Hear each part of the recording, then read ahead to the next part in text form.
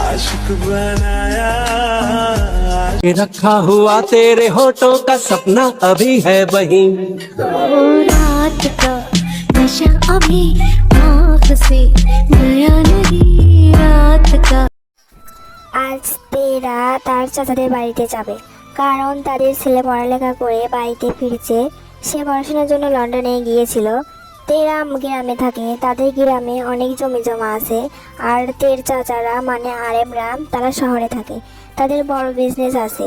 তের বাবা মা জেহব আয়ু আর তের চাচা চাচি আরেম জিন, তাদের ছেলে জাংকুক। তে এবং তার পরিবার একটু আগে আরেমদের বাড়িতে এসেছে। তেরা আসতেই আরেম জেহবকে নিয়ে বের হয়ে গিয়েছে এয়ারপোর্টে। আর তে নিজের রুমে যেয়ে চুপটি করে বসে আছে। সে জানে না তাদের চাচাতো ভাইকে কেমন দেখতে, তাদের কখনো দেখা হয় নাই, এটাই প্রথম। তে এসব ভাবতে ভাবতে ঘুমিয়ে পড়ে। কয়েক ঘন্টা পর বাহিরে চেঁচামেচি শব্দে তের ঘুম ভেঙে যায়। তে ঘুম ঘুম চোখে নিচে চলে যায়, দেখে জিম ছেলেকে ধরে কান্না করছে। বাবা, তুই এসেছিস, আমি তোকে আর কোথাও যেতে দেব না আমার সোনা। হে আম্মু, আমি তোমাকে ছাড়া কোথাও যাব না, যদি যাই তাহলে তোমাদের সবাইকে একসাথে নিয়ে যাব। জাঙ্গুকের কথা শুনে জিন কান্না বন্ধ করে দেয়। এরপর ওরা সবাই সোফায় বসে আর আয়ু ওদের শরবত দেয়। এটা ওদের প্রয়োজন ছিল, তাই জাঙ্গুক ঢকঢক করে খেয়ে ফেলে। তখন জিন বলে ওঠে, এ কি তেমা, তুই ওখানে কেন দাঁড়িয়ে আছিস? এখানে আয়, তোর ভাইয়ের সাথে পরিচয় হ। জিনের কথা শুনে তে বাস্তবে ফিরে আসে, কারণ সে এতক্ষণ ধরে সেই ওইখানে দাঁড়িয়েছিল আর জাঙ্গুকের দিকে অপলক দৃষ্টিতে তাকিয়েছিল। কারণ জাঙ্গুক অনেক হ্যান্ডসাম, গোলাপি ঠোঁট, চুলগুলো সেট করা, লম্বা দেখতে, হিরোদের থেকে কম না। এরপর দিয়ে জাঙ্গুকের সামনে চলে যায় আর বলে, কেমন আছেন ভাইয়া? তের কণ্ঠ শুনে জাঙ্কুক তের দিকে তাকায়, সাথে সাথে তার চোখ তের কাছে আটকে যায়। হঠাৎ জাঙ্কুক আনমনে বলে ওঠে, wow, so beautiful, so hot, sexy, I like it. জাঙ্কুকের তার দিকে এমনভাবে তাকিয়ে থাকতে দেখে তের কেমন জানি লাগতে থাকে। এরপর জাঙ্কুক তের সাথে ভালোভাবে কথা বলে। এরপর জাঙ্কুক রুমে চলে যায় ফ্রেশ হতে।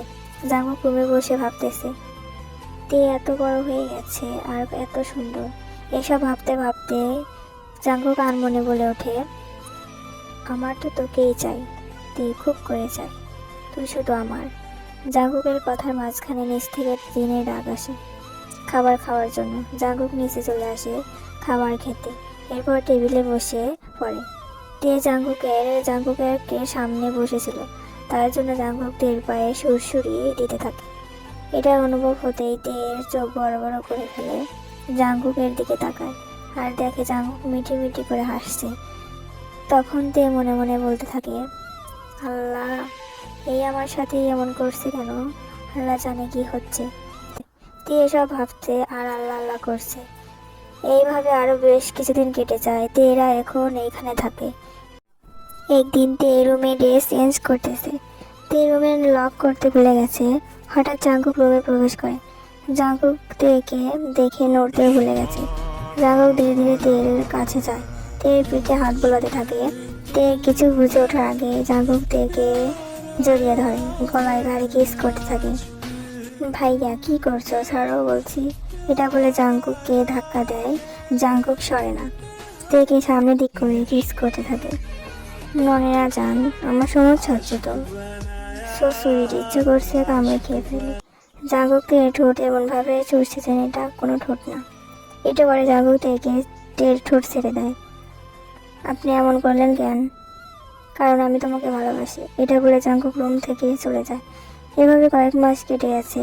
এর মধ্যে তে অনুভব করছে সে জাঙ্কুককে ভালোবেসে ফেলেছে, কিন্তু এটা তো সম্ভব না, কারণ তারা কোথায়, জাঙ্কুকরা কোথায়? জাঙ্কুকের পরিবার তাকে যদি না মেনে নেয়, তখন জাঙ্কুক রুমে প্রবেশ করে, কারণ তে অনেকদিন ধরে জাঙ্কুককে ইগনোর করছে। বেবি, তোমার কি হয়েছে? তুমি আমাকে ইগনোর করছো কেন?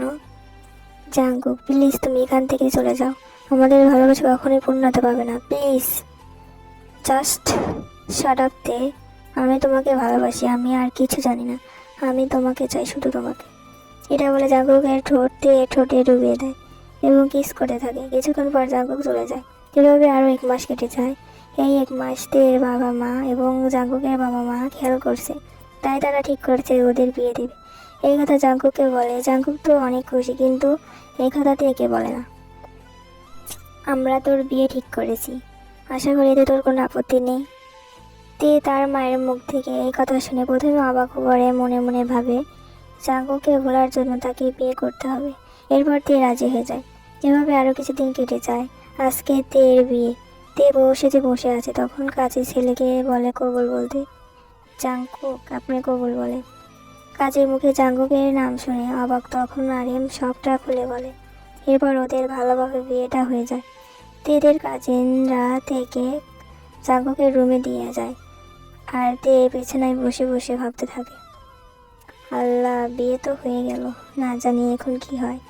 জাঙ্কুক তো প্রচুর পরিমাণে রোমান্টিক, এর থেকে বরং আমি ফ্রেশ হয়ে এসে তাড়াতাড়ি ঘুমিয়ে পড়ি।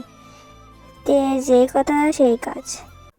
কালো একটা শাড়ি নিয়ে ফ্রেশ হতে চলে যায়। তে যেতে জাঙ্কুক রুমে প্রবেশ করে এবং দরজা বন্ধ করে বিছানায় এক পাশে শুয়ে পড়ে। একটু পর তে বের হয়। জাঙ্কুককে দেখে ভয় পেয়ে যায়। এখন কি হবে? তে ভাবনার মধ্যে জাঙ্কুক বলে ওঠে, কি হলো তে, আসো। হ্যাঁ আসছি। এরপর তে কাঁপা কাঁপা পায়ে বিছানায় চলে আসে আর শুয়ে পড়ে। সাথে সাথে জাঙ্কুক তেকে কিস করতে থাকে আর তে পেটে হাত বোলাতে থাকে। জাঙ্কুক থেকে তের বুকে শাড়ি খুলে ফেলে আর তেকে কিস করতে থাকে। এরপর নিচ থেকে আদর করছে তো একবার উপর থেকে। তে সুইট সুইট আওয়াজ করছে। জাঙ্কুক আরো ঘন্টনে শুয়ে যাচ্ছে। এরপর তে জাঙ্কুক নিয়ে দুইজনে আন্দেজ হয়ে যায় আর তের চোখ জাঙ্কুকের সাপের দিকে চলে যায়। দেখে ওগুলো অনেক মোটা মোটা। এরপর জাঙ্কুক তার হাতকে তের পথে ঢুকিয়ে সাথে সাথে তে চিৎকার দেয়। জাঙ্কুক জোরে জোরে ইন্টারনেটে হতে থাকে আর তে তার ভালোবাসায় সরতে থাকে।